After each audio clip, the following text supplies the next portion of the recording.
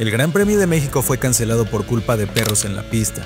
Miles de personas invadieron el autódromo, no había seguridad y la Fórmula 1 prohibió el evento por 16 años. Pero, ¿cómo pasó esto en uno de los deportes más grandes del mundo? Eso fue solo una parte del caos que convirtió al Gran Premio de México en uno de los GP más valorados del calendario. Todos creen conocer el Gran Premio de México, pero en realidad hay más que solamente carreras. Estos son 10 cosas que debes saber del Gran Premio de México, y el último dato te va a volar la cabeza. Comencemos con algo de contexto. El Autódromo Hermanos Rodríguez, casa del Gran Premio de México, es uno de los circuitos con menor carga aerodinámica de todo el calendario, junto con Monza. Tiene 4.303 metros de longitud, una recta de más de 1.3 kilómetros y 17 curvas, 10 a la derecha y 7 a la izquierda. Está a más de 2.200 metros sobre el nivel del mar, y eso cambia todo. El aire es más delgado, los motores sufren, los frenos se calientan y los pilotos sienten la falta de oxígeno. Es un circuito que siempre tiene algo que dar. Aún así, hay muchos que dicen que es un circuito aburrido, y ciertamente no es el trazado más especial, pero cada año el espectáculo es brutal. La primera vuelta a la derecha siempre da algo de qué hablar. Y nada se compara con el Foro Sol, ese estadio convertido en pista donde miles de fanáticos hacen temblar el suelo al paso de los monoplazas. En promedio un piloto pasa el 45% de la vuelta con el acelerador a fondo, realizando más de 50 cambios de marcha por vuelta. Es pura exigencia. Pero pasemos al top 10. Número 1. El circuito nació de una tesis universitaria. El trazado original fue diseñado por Óscar Fernández Gómez Daza, un estudiante de la UNAM que lo propuso como proyecto de tesis en 1955. Su idea fue tan brillante que se convirtió en realidad pocos años después. El Autódromo Magdalena Mixbuca, el primero en la Ciudad de México. Número 2. El autódromo tiene una curva bautizada por un accidente mortal. Pocos lugares en la Fórmula 1 tienen una carga simbólica tan fuerte como la curva peraltada del Autódromo Hermanos Rodríguez. Hoy en día es uno de los giros más icónicos del mundo, pero su historia está marcada por un inicio trágico.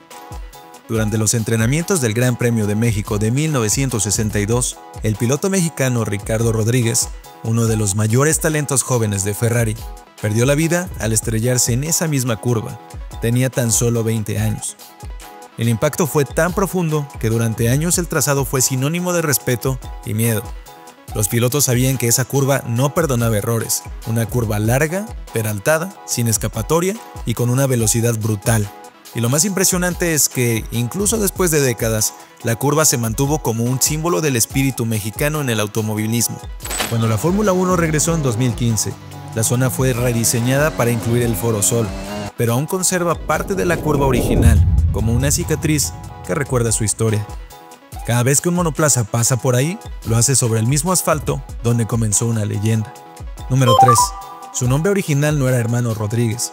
El circuito se llamaba Autódromo Magdalena Mixbuca, por la zona donde fue construido.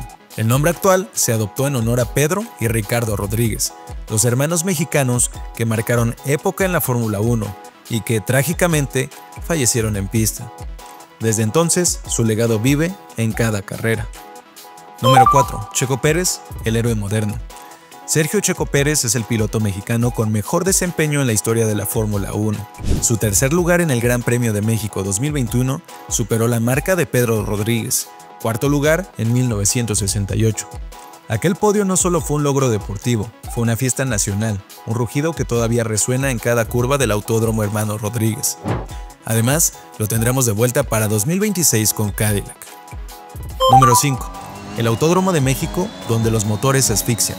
El Autódromo Hermanos Rodríguez tiene una característica única que lo hace una pesadilla técnica para los ingenieros. Está a 2.250 metros sobre el nivel del mar. Esa altitud, la más alta de todo el calendario, cambia completamente la forma en que un monoplaza se comporta. La densidad del aire aquí es un 25% menor que al nivel del mar, lo que significa que los motores turbo reciben menos oxígeno y pierden hasta una cuarta parte de su potencia real. Los frenos también sufren, el aire no disipa el calor igual, y eso puede llevarlos a temperaturas peligrosas. Y si eso fuera poco, la falta de aire también afecta la aerodinámica. Los alerones generan menos carga, y aunque la lógica dicta subir la carga aerodinámica, es un circuito que se corre con baja carga, gracias a que tienen zonas de alta velocidad, por lo que los equipos deben usar configuraciones de baja carga o alas descargadas, como si corrieran en Monza. En resumen, los autos van rápido, pero con menos agarre, menos potencia y más temperatura. Por eso el Gran Premio de México no solo exige habilidad a los pilotos, sino una ingeniería milimétrica para sobrevivir al aire de la Ciudad de México. Número 6. La primera carrera, solo una prueba. El primer Gran Premio de México se corrió en 1962, pero no fue puntuable. Fue una especie de ensayo general que serviría para ingresar oficialmente al calendario de la Fórmula 1 en 1963. Y desde ese momento, el mundo conoció la pasión mexicana, o lo que hoy conocemos como la fiesta. Número 7. El récord de vuelta sigue siendo el de Bottas. En 2021, Valtteri Bottas marcó una vuelta de 1 minuto 17 segundos y 77 décimas en Mercedes, un tiempo que aún hoy representa la máxima referencia del circuito. Número 8. Deformaciones, quejas y otra cancelación. Durante los años de 1986 a 1992, los pilotos se quejaron de las ondulaciones en la pista. El suelo, al estar construido sobre un lago seco, se deformaba constantemente. Esto causó varios accidentes y la cancelación del evento hasta una remodelación total. No fue hasta 2015 que la F1 volvió a México, con un circuito renovado y un público más apasionado que nunca, y un contrato hasta 2028 con renovación en puerta. Número 9. El regreso triunfal. El documental Ground Effect narra la carrera contrarreloj para que México cumpliera con las exigencias de la FIA. Miles de mexicanos esperaban el regreso, y finalmente, en 2015, lo logramos. El Gran Premio de México volvió para convertirse en la fiesta, una mezcla perfecta de ingeniería, cultura y orgullo nacional.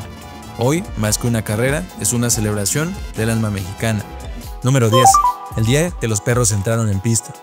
Sí, esto pasó. En 1970, durante el Gran Premio de México, la organización perdió el control del evento.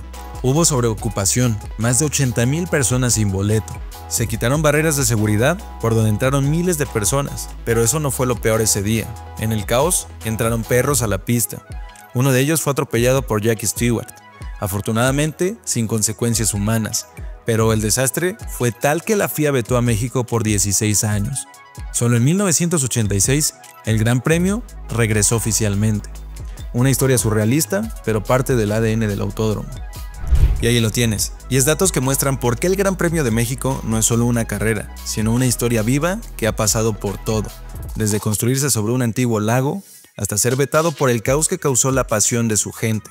Lo curioso es que, pese a todo, esa misma pasión fue la que logró traerlo de vuelta.